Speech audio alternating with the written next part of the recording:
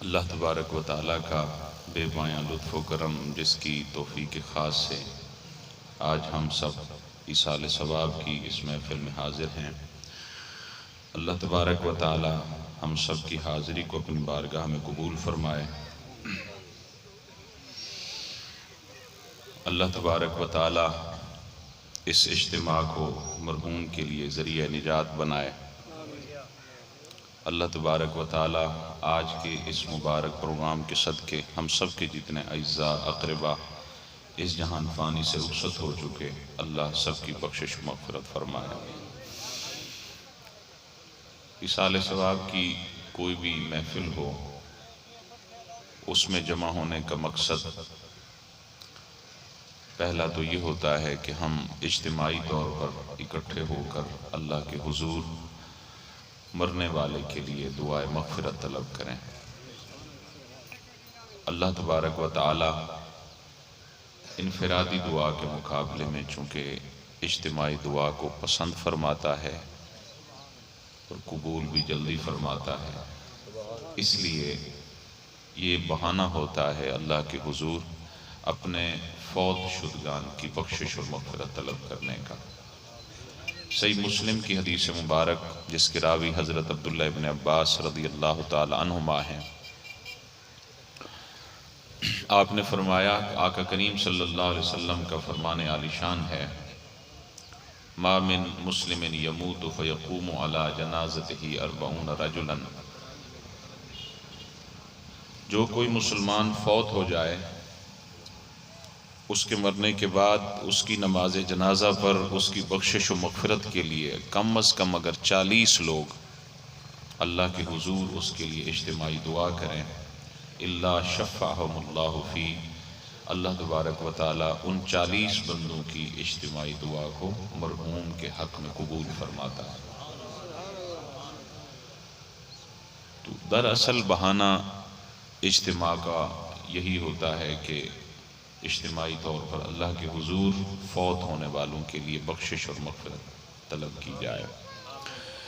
اور دوسرا مقصد یہ ہوتا ہے موت کو یاد کرنا، آخرت کی فکر کرنا، کہ جس طرح وہ مرحوم جس کے ایصال ثواب کے لیے آج ہم سب اکٹھے ہوئے ہیں، جس طرح انہوں نے دنیا کو چھوڑا ہے، ہم نے بھی ایک دن دنیا کو چھوڑ کے چلے جانا ہے۔ باقی اس حوالے سے کلخانی کے حوالے سے جو اہم ہے وہ ہے دعا۔ مالی صدقہ و خیرات جو ہے وہ لواحقین کی توفیق پر ہے۔ اللہ نے اگر ان کو مالی توفیق سے نوازا ہے تو وہ لازمی کریں، ورنہ بنیادی طور پر میت کو جس چیز کی ضرورت ہوتی ہے وہ ہے دعا۔ مالی صدقہ و خیرات یہ اللہ تبارک و تعالی نے خرچ کرنے والوں کی توفیق پر رکھا ہے کہ اللہ کی بارگاہ میں اگر مالی صدقہ کی توفیق لاکھوں کی ہے تو لاکھوں خرچ کریں، اگر 1 روپے کی بھی نہیں ہے تو اس نے لازم نہیں کیا کہ آپ ادھار اٹھا کے خیرات کریں، حج کریں، عمرے کریں، کوئی اور کام کریں۔ جتنی اللہ نے توفیق دی ہے بس اسی توفیق میں رہتے ہوئے مالی صدقہ کریں، چونکہ دعا خالصتاً ایک بدنی عبادت ہے جس میں آپ کا پیسہ خرچ نہیں ہوتا، جس میں آپ کا مال خرچ نہیں ہوتا، لہٰذا اس کے لیے کوئی وقت اللہ نے متعین نہیں فرمایا۔ ہر نماز کے بعد بھی ان کے لیے دعائے مغفرت کریں، ہر کھانا کھاتے وقت ان کے لیے دعائے مغفرت کریں، اور ہر قبرستان سے گزرتے وقت ان کو اپنی دعاؤں میں یاد رکھیں۔ یہ میت کا زندوں کے اوپر حق ہوتا ہے۔ ٹائم بالکل مختصر ہے، میں سورہ الانعام کی 2 آیات جن کو آقا علیہ السلام کی وصیتیں کہا جاتا ہے، وصال باکمال سے پہلے امت کو جس بات کی وصیت فرمائی، صحیح بخاری کی حدیث مبارک ہے، آقا علیہ الصلوۃ والسلام نے غلاموں کو فرمایا کہ آؤ میرے ہاتھ پر بیعت کرو۔ بیعت دو قسموں کی ہوتی ہے، ایک بیعت اسلام اور ایک بیعت توبہ۔ بیعت اسلام کے کوئی شخص کفر سے تائب ہو کے اسلام قبول کرے اور کوئی شخص گناہوں کی زندگی سے توبہ تائب ہو کے اچھائی کی زندگی بسر کرنے کی توبہ کرے۔ تو یہ جو آقا علیہ الصلوۃ والسلام بیعت کروا رہے ہیں، یہ دراصل آقا علیہ الصلوۃ والسلام کی وہ وصیتیں ہیں جس کا ذکر قرآن مجید میں ہوا۔ آقا علیہ السلام نے وصال با کمال سے پہلے جو وصیت فرمائی وہ یہ دو آیات ہیں۔ غلاموں کو فرمایا، اب جو کچھ فرمایا وہ اگلے لمحے اللہ کا قرآن بن کے نازل ہوا۔ قل، میرے محبوب آپ غلاموں کو فرما دیں، تعالو، آؤ، اتلو ما حرم ربکم علیکم، میں تمہارے سامنے تمہارے رب کا فرمان پڑھ کے تمہیں سناؤں۔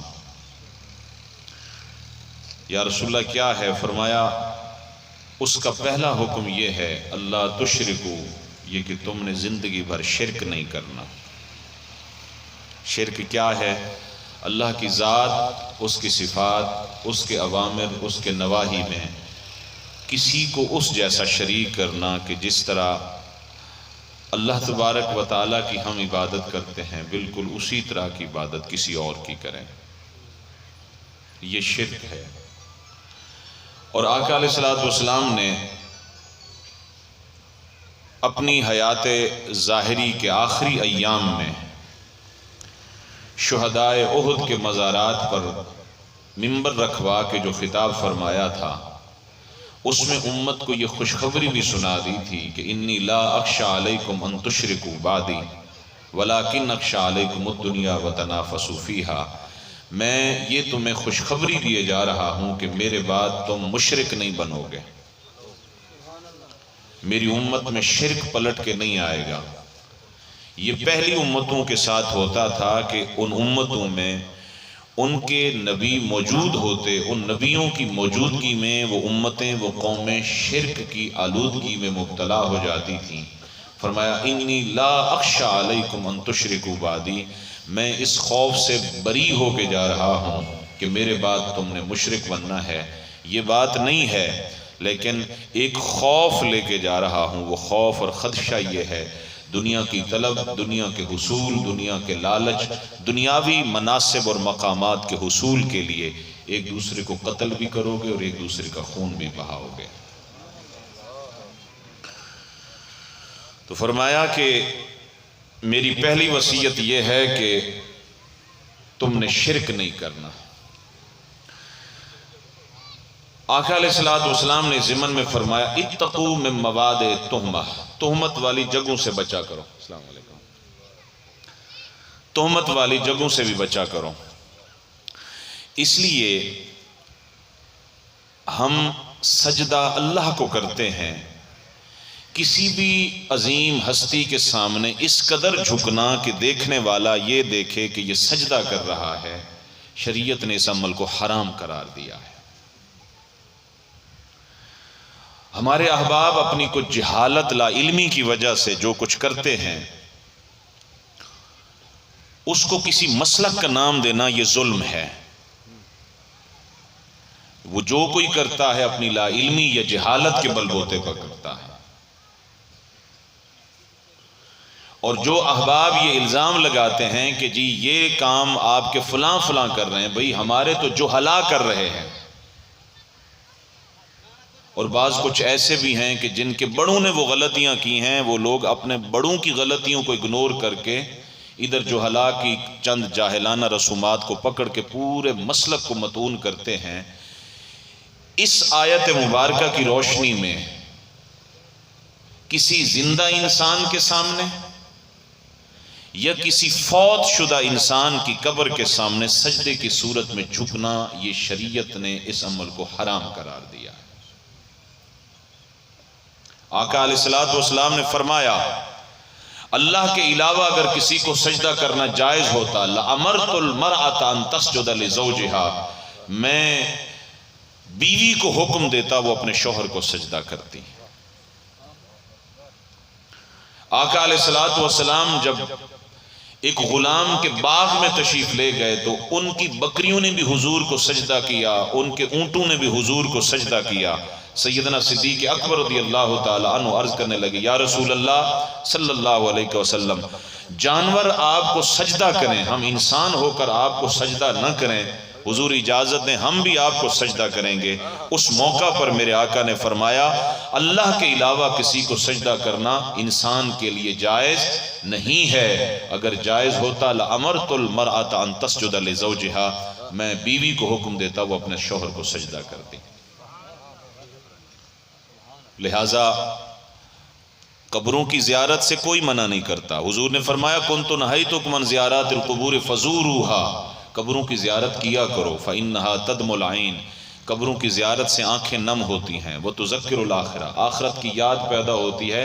انسان کے من میں جو چھپا ہوا فرعون ہے وہ کمزور ہوتا ہے.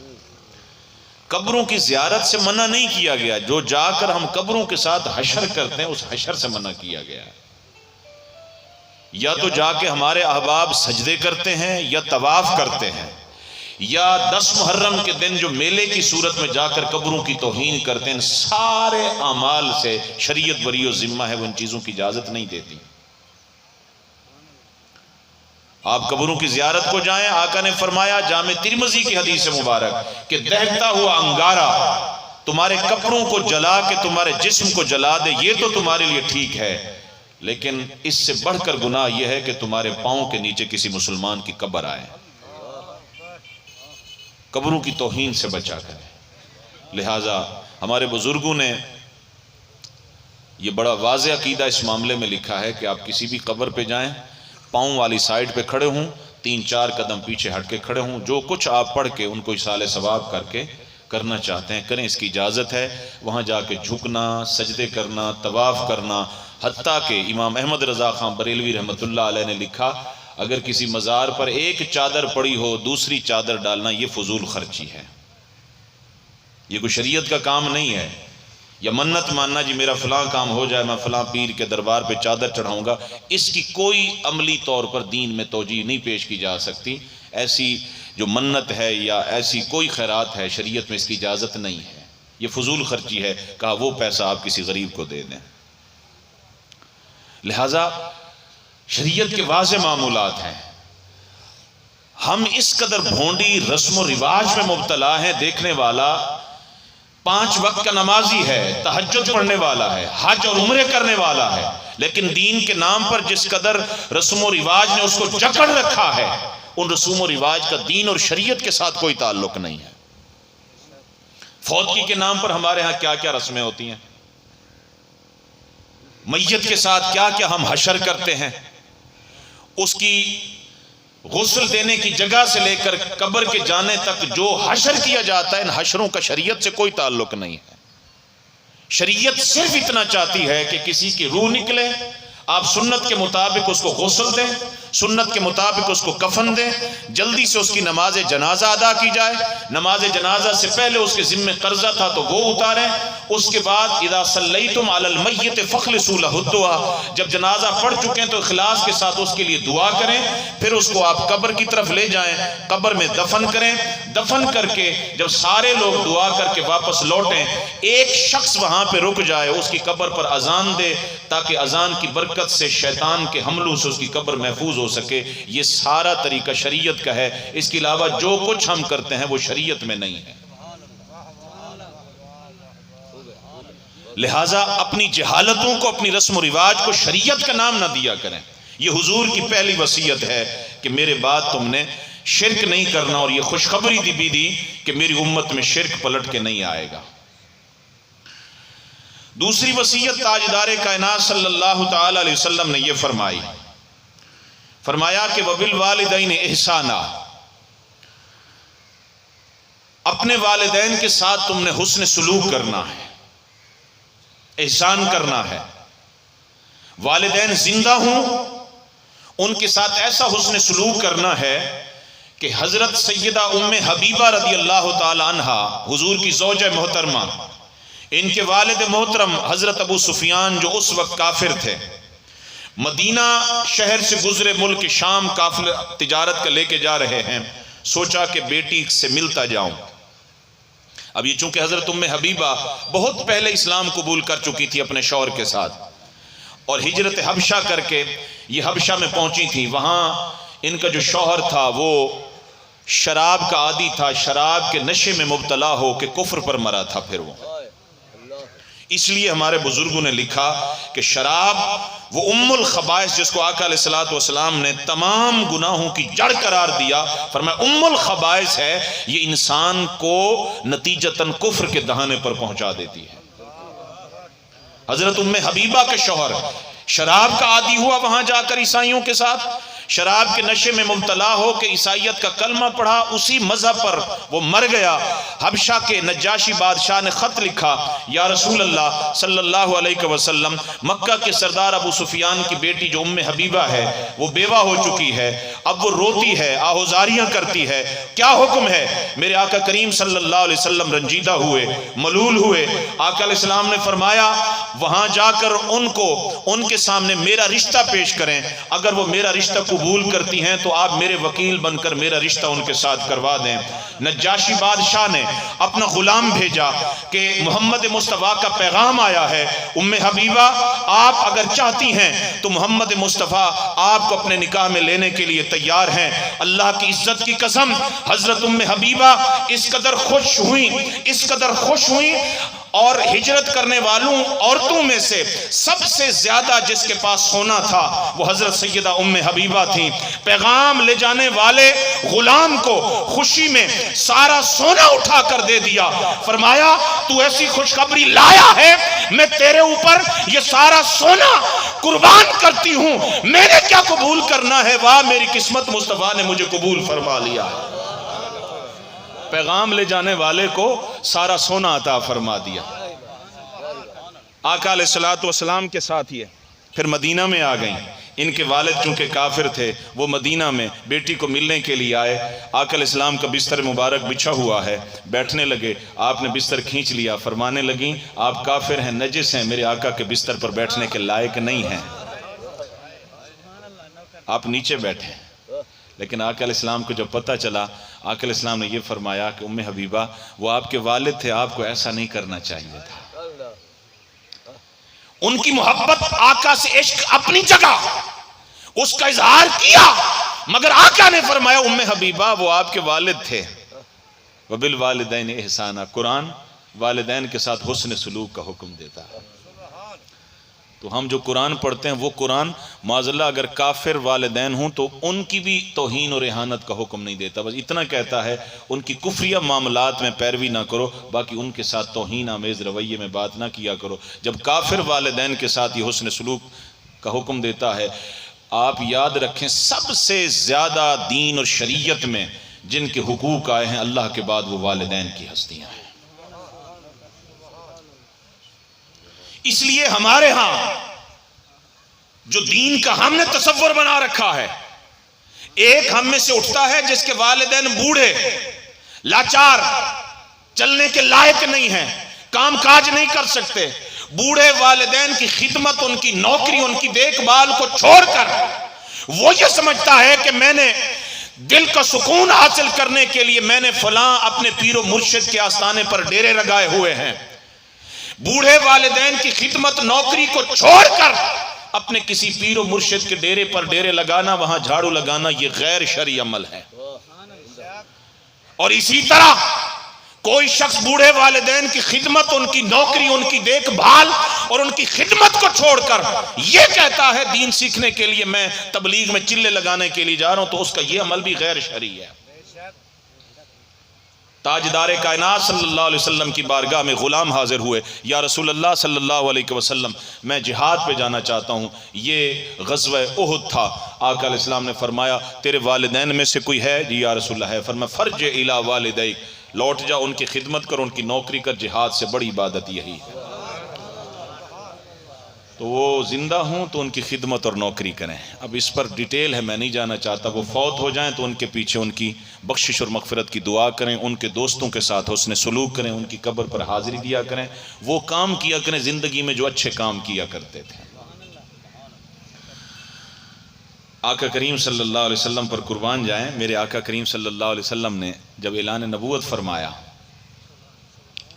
حضرت ام ایمن رضی اللہ تعالیٰ عنہ فرماتی ہیں جب حضور اپنے والد محترم کی قبر انور کی زیارت کے لیے گئے تھے نا، 6 سال کی عمر مبارک میں، حضور کے دادا حضرت عبد المطلب بھی ساتھ تھے، آپ کی والدہ سیدہ آمنہ بھی ساتھ تھیں، اور آقا علیہ السلام کے والد محترم حضرت عبداللہ کی خادمہ سیدہ ام ایمن بھی ساتھ تھیں. مدینہ سے واپسی پر ابوا کے مقام پر سیدہ مخدومہ کائنات بی بی آمنہ کی جب روح ان کے جسم سے نکلنے لگی تو آقا علیہ السلام کبھی ماں کے ہاتھ چومتے تھے، کبھی ماتھا چومتے تھے، کبھی ان کی گالوں کو جا کر ہاتھ لگاتے تھے. امی جان اٹھے نا. وہ دراصل ڈاکٹر حمید اللہ صاحب نے لکھا کہ وہ اس دور میں ان کو ہارٹ اٹیک ہوا تھا، دورہ دل کا دورہ پڑا، اچانک ان کی موت واقع ہوئی، وفات ان کی ہو گئی تھی. تو ان کی روح ان کے جسم سے نکل رہی تھی.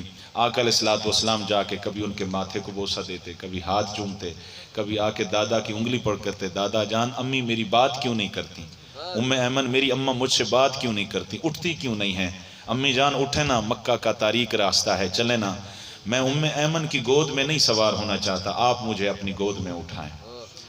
لیکن حضرت ام ایمن فرماتی ہیں کہ جب لوگ تجہیز و تکفین میں مبتلا تھے، حضرت مکہ کے سردار جو جناب حضرت ابو طالب رضی اللہ، حضرت عبد المطلب حضور کے دادا، ادھر چہرہ انور کر کے رو رہے ہیں، ام ایمن ادھر چہرہ کر کے رو رہی ہیں. ان کو پتہ چل گیا کہ وہ اس دنیا میں نہیں رہی. ام ایمن فرماتی ہیں مکہ کے پورے راستے پر میں حضور کو اٹھا کے چلتی تھی، چادر ہٹا ہٹا کر حضور مڑ مڑ کر پیچھے دیکھتے، مجھے فرماتے میری امی اس سفر میں کیوں نہیں آ رہی، ہم سے ناراض تو نہیں ہو گئی. 34 سال کے بعد جب 40 سال کی عمر مبارک میں حضور نے اعلان نبوت فرمایا، حضرت ابوبکر صدیق فرماتے ہیں مکہ کے باہر سب سے پہلا سفر جو حضور نے کیا، غلاموں کی جماعت لے جا کر سب سے پہلا سفر حضور نے اپنی ماں کی قبر انور پر حاضری دی. ماں کی قبر انور پر جب حاضری دی، فرماتے ہیں کہ وہ لمحہ، وہ لحظہ ہماری گھڑیوں کے سامنے، ہماری آنکھوں کے سامنے آتا ہے، جس کو برداشت کرنے کی سخت نہیں رکھتے. آقا علیہ السلام اپنی والدہ کی قبر انور کے ساتھ اس طرح لپٹ کے روئے جس طرح گم شدہ بچہ، بچھڑا ہوا بچہ ماں کو ملتا ہے تو اس کے گلے لپٹ کے روتا ہے. آقا علیہ السلام ماں کے گلے سے لپٹ، قبر انور کے ساتھ لپٹ کے اس طرح روئے. مصطفیٰ کا رونا ہم سے برداشت نہ ہوا، ہم وہاں سے اٹھے، دور جا کر بیٹھ گئے. آقا علیہ السلام پھر اٹھے اور اپنا چہرہ مبارک اپنے دونوں گھٹنوں میں دے کر پھر ماں کی قبر انور پر بیٹھ کر روتے رہے. واپس پلٹ کے آئے، اشارہ کر کے فرمایا میرے غلاموں، جانتے ہو یہ کن کی قبر انور ہے؟ یہ میری ماں کی قبر انور ہے.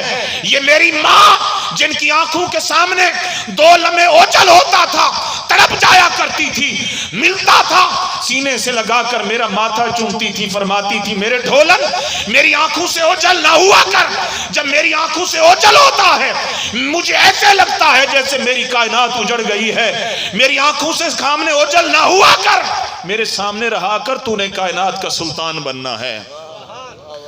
یہ وہ میری ماں ہے. آج میری ماں اگر زندہ ہوتی، مجھے اس مقام پر دیکھتی اور میں تمہیں عشاء کی نماز پڑھا رہا ہوتا، میری ماں بلاتی یا محمد صلی اللہ علیہ وسلم، میں تمہیں چھوڑ دیتا، نماز توڑ دیتا، اماں کے بلاوے پر لبیک کہتا. یہ وبالوالدین احسانہ کی عملی تفسیر ہے. 6 سال کی عمر مبارک میں والد محترم کی قبر انور کی زیارت کی مدینہ میں، اور پھر آقا علیہ السلام اعلان نبوت کے بعد سب سے پہلا کام جو کیا وہ والدہ کی قبر انور پر حاضری دی. یہ بتایا والدین زندہ ہوں ان کے ساتھ ایسی محبت کرو، فوت ہو جائیں ان کی قبروں پر حاضری کی دیا کرو، زیارت کیا کرو. آقا علیہ السلام کی تیسری وصیت وَلَا تَقْتُلُوا أَوْلَادَكُمْ مِنْ إِمْلَاقٍ، فرمایا بھوک کی وجہ سے اپنی اولادوں کو قتل نہ کیا کرو.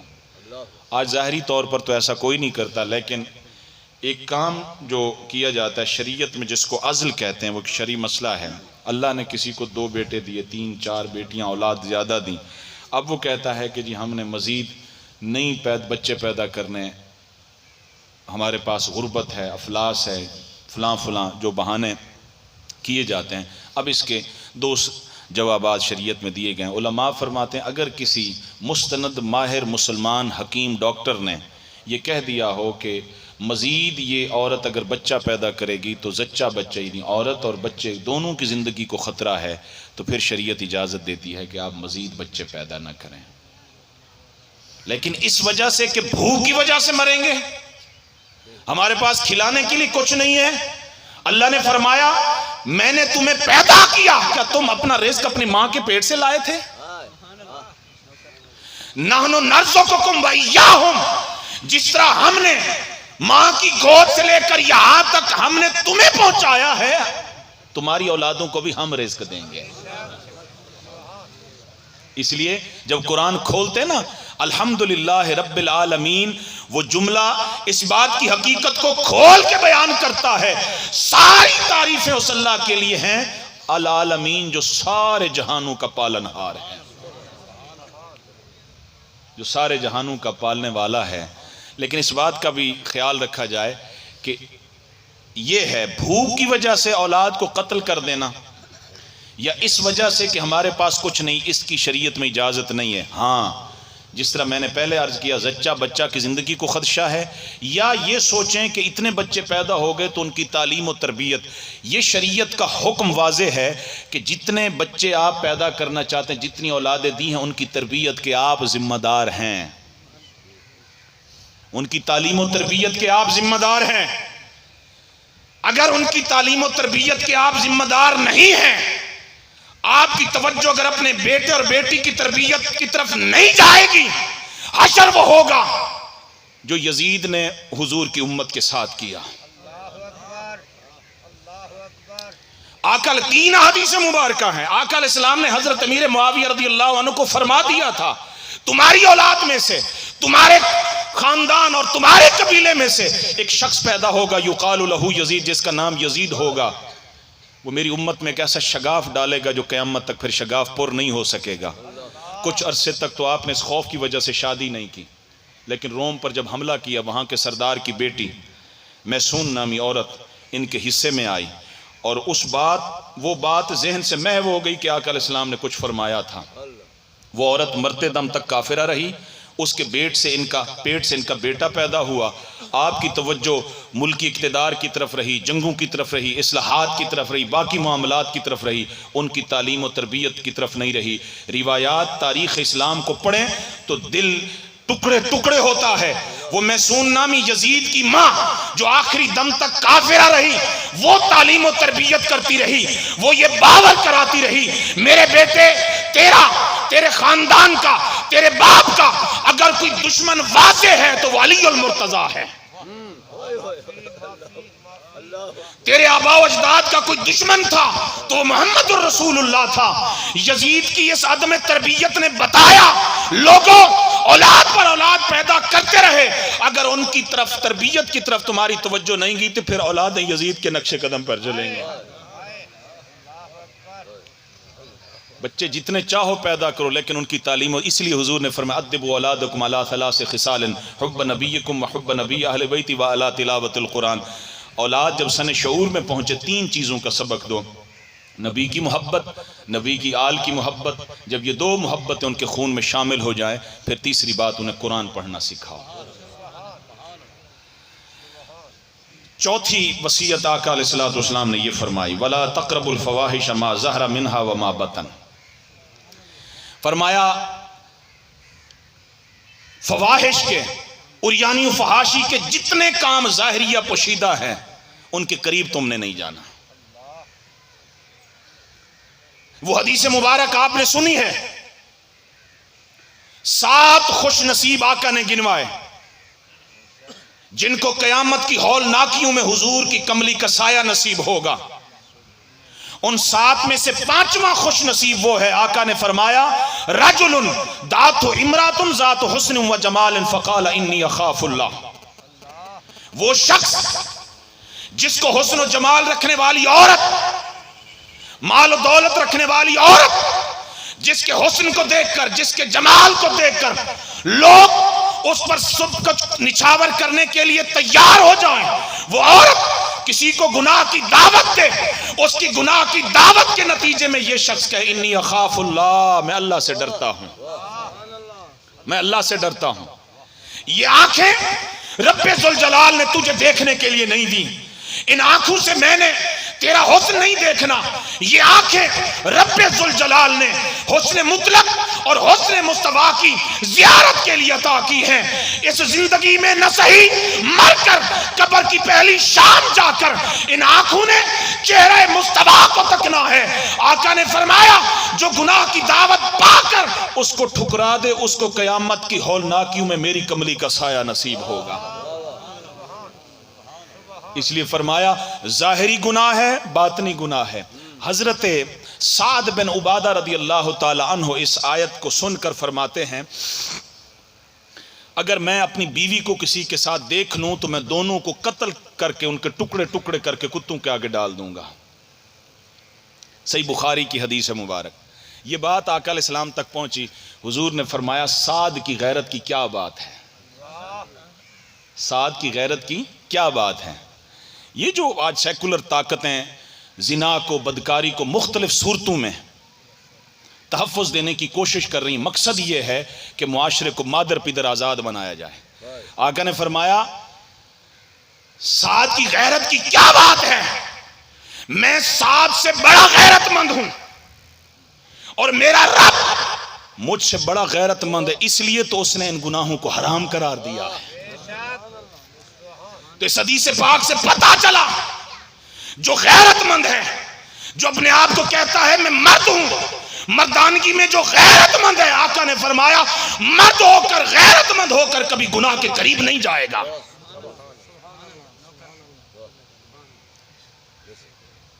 فرمایا کہ سعد بن عبادہ کے اس فرمان کے فرمایا جو غیرت مند ہے, جو مرد ہے, اپنے آپ کو مرد کہلواتا ہے, وہ کبھی گناہ کے قریب نہیں جائے گا, وہ کبھی بدکاری کے قریب نہیں جائے گا, اس لیے اللہ نے اس کو حرام قرار دیا ہے. تو فرمایا ظاہری بدکاری کو بھی اللہ نے حرام کر دیا اور چھپی ہوئی بدکاری کو بھی اللہ نے حرام کر دیا. اس کے بعد پھر آقا علیہ الصلوۃ والسلام نے جو چھٹی وصیت کی فرمایا لا تقتلوا النفس التي حرم اللہ الا بالحق, کسی جان کو نہ حق قتل نہ کرنا. آقا نے فرمایا 3 وجوہات کی بنیاد پر کسی کو قتل کرنا جائز ہے, اس کے علاوہ حرام ہے. شادی شدہ جوڑا اگر زنا اور بدکاری کرے, اسلامی ریاست کو اجازت ہے کہ اس کو سنگسار کرے, پتھر مار مار کے ان کو زمین پر جینے کا حق بھی نہ دے اور ان کو مار دے, اگر اسلامی ریاست ہو تو. یہ جو آج کل نئی ڈرامے بازی شروع ہوئی ہے, دیکھیں زانی اور زانیہ کی جو سزائیں ہیں یہ آج سے نہیں, یہ 1500 سال سے شریعت نے طے کر دی ہیں. اس کے علاوہ جو کوئی زانی کی سزا متعین کی جائے گی وہ شریعت کے خلاف ہوگی. شریعت نے بتا دیا, سورہ نور کو پڑھیں, فرمایا جب الزانیۃ والزانی فاجلدوا کل واحد منہما 100 جلدہ, ان کو اگر غیر شادی شدہ ہیں 100 کوڑے ماریں اور شادی شدہ ہیں فرجموہما, ان دونوں کو رجم کریں. لیکن جب ان کو سزا دیں ساری اپنے ملک کی عوام کے سامنے دیں تاکہ لوگوں کو عبرت حاصل ہو. جب سزاؤں کو ان کی مکمل روح کے ساتھ نافذ نہیں کیا جاتا, مجرم جب پکڑ کے تھانے لے جایا جاتا ہے وہ زنا کے مقدمے میں جاتا ہے, قتل کے مقدمے میں جاتا ہے, ادھر غریبوں کی غربت کو خرید لیا جاتا ہے, ان کی جینے کے حق کو خرید لیا جاتا ہے. جب وہاں سے مجرم, وہ زانی, وہ ڈاکو, وہ چور, وہ چکا بدماش جیل سے نکلتا ہے تو لوگ کاندھوں پر سوار کر کے پھول کی پتیاں نچھاور کر کے جب اس کو لے آتے ہیں تو پھر معاشرہ پھر جرائم کی بھینٹ چڑھتا ہے. فرمایا دوسرا شخص جس کو قتل کرنا جائز ہے, فرمایا جو دین سے مرتد ہو جائے, مسلمان تھا, اس نے کوئی اور مذہب اختیار کیا, اس نے کوئی اور مسلک اختیار کیا, مذہب اختیار کیا, اسلام کے علاوہ کوئی اور مذہب اس نے اختیار کیا, فرمایا جو مرتد ہو جائے اسلامی حکومت اس کو قتل کر سکتی ہے. لیکن یہ قتل کرنا حکومت کا کام ہے, میرا اور آپ کا نہیں ہے. میں اور آپ قانون کو ہاتھ میں نہیں لے سکتے کسی صورت میں. اگر انفرادی طور پر ہر شخص کو قانون اپنے ہاتھ میں لے کر سزا دینے کی اجازت ہوتی، پھر ہر شخص اپنے کسی مخالف اور دشمن کو گستاخ رسول، گستاخ اہل بیت، گستاخ صحابہ بنا کر 2 گواہ ساتھ لے کر قتل کر دیتا۔ لہذا زانی اور زانیہ کو قتل کرنا ہے یا مرتد کو قتل کرنا ہے، یہ حکومت کا کام ہے، یہ حکومت کا کام ہے۔ اور تیسرا، تاجدار کائنات صلی اللہ علیہ وسلم نے فرمایا جو ناحق کسی کو قتل کرے بدلے میں اس کو قتل کیا جائے گا، اس لیے فرمایا فی القصاص حیات یا اولی الالباب، بدلہ لینے میں ہی زندگی ہے اے عقل والو۔ اگر تم نے قاتل کو معاف کر دیا، چھوٹ کے آئے گا، پہلے 1 کو قتل کیا تھا اب 4 کو قتل کرے گا وہ، جس طرح ہوتا ہے ہمارے ہاں، جس طرح آپ چھوٹے چھوٹے چوروں کو دیکھتے ہیں۔ تو اسلام کے اندر سزا کی جو روح ہے وہ روح یہ ہے کہ اس کو اس طرح سزا دی جائے کہ اس کی روح کانپ اٹھے، بعد میں اس کو جرت نہ ہو گناہ کی طرف نگاہ اٹھانے کی۔ 7ویں وصیت تاجدار کائنات نے فرمایا وَلَا تَقْرَبُوا مَالَ الْيَتِيمِ، فرمایا زندگی بھر کبھی یتیم کے مال کی طرف نگاہ اٹھا کے نہ دیکھنا۔ قرآن مجید نے بتایا ان الذین یاکلون اموال الیتامی، وہ لوگ جو ہیلوں سے، بہانوں سے، ڈرامے بازیوں سے یتیموں کا مال ہڑپ کر کے کھا جاتے ہیں، فرمایا میدان محشر میں اس نیت کے ساتھ نہ آئے کہ اللہ اپنے مقرے کی زیارت کروائے گا، مصطفیٰ کی شفاعت ملے گی۔ فرمایا جس طرح انہوں نے زندگی میں یتیموں کو رلایا، یتیموں کا مال کھایا، اب یہ آئیں گے تو یہ یوں سمجھے جائیں گے جس طرح اپنے پیٹ میں دوزخ کی آگ بھر کے آئے ہیں، اللہ کلام نہیں کرے گا، مصطفیٰ کی شفاعت بھی نصیب نہیں ہوگی۔ جو آقا یتیموں کے اس قدر ان کی عصمتوں کے پاسدار ہوں، سبحان اللہ، قربان جائیں۔ آقا علیہ السلام کے غلام تھے جو حضور کو وضو کروایا کرتے تھے۔ ایک تو وہ تھے نا جو تہجد کے ٹائم آقا علیہ السلام کو حضرت ربیہ رضی اللہ تعالیٰ عنہ، اور ایک اور تھے غلام آقا علیہ السلام کے جو آقا علیہ السلام کی خدمت میں حاضر ہوا کرتے تھے۔ تو میرے آقا کریم صلی اللہ علیہ وسلم نے چند دن ان کو نہیں دیکھا۔ حضور نے پوچھا وہ کہاں ہیں؟ یا رسول اللہ وہ گھر میں پڑے رہتے ہیں۔ حضور نے فرمایا ان کو بلا کے آؤ۔ جب وہ لکڑی کے سہارے، صحابہ کے سہارے چل کے آئے، حضور نے پوچھا کیا وجہ ہے اتنے دنوں سے تم آ نہیں رہے؟ حضور اللہ نے آپ کی دعاؤں کی بدولت ایک بیٹا عطا فرمایا تھا، اس بیٹے کو بڑے ناز و نعم سے پالا ہے، وہ جوانی کی عمر کی دہلیز میں قدم رکھ رہا تھا، گم ہو گیا ہے، آج پورا مہینہ ہو گیا اس کو تلاش کر کر کے تھک گیا ہوں، نہیں مل رہا۔ حضور دعا فرمائیں زندہ ہو تو مل جائے، فوت ہو گیا ہو تو اس کا پتہ چل جائے۔ حضور نے دعا کے لیے ہاتھ اٹھائے۔ اللہ نے چونکہ قرآن مجید میں یہ واضح فرما دیا ہے کہ لا تجعلوا دعاء الرسول بینکم کدعاء عبادکم بعدا، میرا محبوب جب دعا کے لیے ہاتھ اٹھاتا ہے میں لکھی ہوئی تقدیر مصطفیٰ کی دعا کے آگے مٹا دیتا ہوں۔ حضور نے دعا کے لیے ہاتھ اٹھا دے، مولا اس کو اس کا بیٹا ملا دیں۔ حضور نے اپنا دست مبارک چہرے پر ہی پھیرا تھا، اسی مجمع میں ایک شخص اچانک داخل ہوا، اس نے عرض کی یا رسول اللہ اس کے بیٹے کو تو میں نے فلاں جگہ پہ کھیلتے ہوئے ایک مرتبہ دیکھا تھا۔ جب اس نے سنا تو اس کے جسم میں جان آ گئی، دوڑنے لگا، آقا علیہ السلام سے اجازت لیے بغیر جانے لگا۔ حضور نے بلایا، یا رسول اللہ بس سنا ہے، امید کی کرن جاگی ہے کہ بیٹا زندہ ہے، مل جائے گا، اس کی ماں مرنے کے قریب ہے۔ آقا علیہ السلام نے فرمایا تو جا، تجھے تیرا بیٹا مل جائے گا، لیکن تجھے بلایا اس لیے ہے جب بیٹے کے قریب پہنچنا تو بیٹے کا نام لے کے بلانا، بیٹے کو بیٹا کہہ کے نہ بلانا، بیٹے کو یہ نہ لگے کہ تو اس کا باپ ہے۔ یا رسول اللہ اس کی کیا حکمت ہے، یہ کیسے ہو سکتا ہے؟ فرمایا ہاں تیرے بیٹے کے ساتھ کھیلنے والے کچھ یتیم بچے بھی ہوں گے، جب ان یتیم بچوں کو پتہ چلے گا تو اس کا باپ ہے، غلبہ محبت کی وجہ سے تو چونکہ بچھڑا ہوا ہے، تو کبھی اس کے ہاتھ چومے گا، کبھی گال چومے گا، کبھی گردن چومے گا، کبھی ماتھا چومے گا۔ یہ منظر دیکھ کر یتیم بچوں کا کہیں دل نہ ٹوٹ جائے، بیٹے کے قریب جا کے بیٹے کا نام لینا، بیٹے کو بیٹا کہہ کے نہ بلانا۔ جو نبی یتیموں کے حقوق کا اس قدر پاسدار ہو، وہاں کہاں اجازت ملتی ہے کہ کوئی یتیموں کا مال ہڑپ کر جائے اور یہ امید رکھے کہ مصطفیٰ کی شفاعت نصیب ہوگی؟ اس کے بعد آقا علیہ السلام، ہم نے سوا پہ ختم کا مجھے کہا گیا ہے، انشاءاللہ 15 منٹ میں خطاب ختم کر دوں گا۔ 8ویں وصیت آقا علیہ السلام نے کی، فرمایا وَأَوْفُوا الْكَيْلَ وَالْمِيزَانَ بِالْقِسْطِ، تاجروں کو فرمایا کہ ناپ تول پورے پورے طریقے سے کیا کرنا، ناپ تول پورے پورے طریقے سے کرنا۔ اس لیے آقا علیہ الصلوۃ والسلام نے جب یہ آیت تلاوت فرمائی، فرمایا وہ تاجر جو صدق کے دل کے ساتھ اپنا سودا بیچتا ہے اور اس سودے سے زیادہ اپنے گاہک کو عطا کرتا ہے، فرمایا قیامت کے دن یہ تاجر انبیاء اور شہداء کے قدموں میں کھڑا ہوگا۔ شعیب علیہ السلام کی قوم پر اللہ کا عذاب کیوں آیا؟ یا قرآن مجید سابقہ امتوں کے واقعات کیوں بیان کرتا ہے؟ اس لیے بیان کرتا ہے کہ فَاعْتَبِرُوا يَا أُولِي الْأَبْصَارِ، ہم چونکہ وہ بد نصیب ہیں جن کو صحیح ناظر قرآن پڑھنا نہیں آتا، قرآن کو سمجھیں گے کیا؟ لیکن موسیٰ علیہ السلام کی امت کا واقعہ ہو، ہود علیہ السلام کی امت کا واقعہ، صالح علیہ السلام کی امت کی بربادی کا واقعہ، شعیب علیہ السلام کی امت کی بربادی کا واقعہ، یہ واقعات اس لیے ہیں تاکہ ہم پڑھ کے عبرت حاصل کریں، وہ واقعات ہم نہ دہرائیں۔ شعیب علیہ السلام کی قوم ناپ تول میں کمی کیا کرتی تھی، جس طرح ہم ناپ تول میں کیا کمی کرتے ہیں، روئی بیچنا چاہیں تو کئی مرتبہ دیکھا ہے کہ اندر پتھر اینٹیں ملا دیتے ہیں، گنا بیچنا چاہیں تو اوپر سے کچھ اور گنا اندر سے کچھ اور گنا، گندم بیچنا چاہیں تو اوپر سے خشک اندر سے گیلی، یہ ساری وہ ڈرامے بازیاں ہیں قرآن جن سے باز رہنے کا حکم دے رہا ہے، قرآن جن سے باز رہنے کا حکم دے رہا ہے۔ پھر فرمایا لا نکلف نفسا الا وسعها، ہم نے کسی کی وسعت اور طاقت سے بڑھ پر اس پر عبادات کا بوجھ نہیں ڈالا۔